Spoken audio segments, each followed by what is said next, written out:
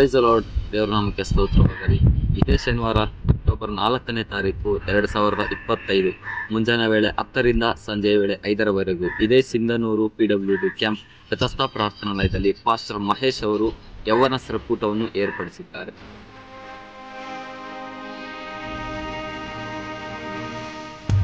ಸಂದೇಶಕರು pastor Sumit Immanuel, Bengaluru. ಆಹ್ವಾನಿಸುತ್ತಿರುವರು pastor Mahesh ಹಾಗೂ brother ಮೂರ್ತಿ. ಉತ್ತಮವಾದ ಆರಾಧನೆ, ಹಾಡುಗಳು ಮತ್ತು ಸಾಕ್ಷಿಗಳು ಇರುತ್ತವೆ.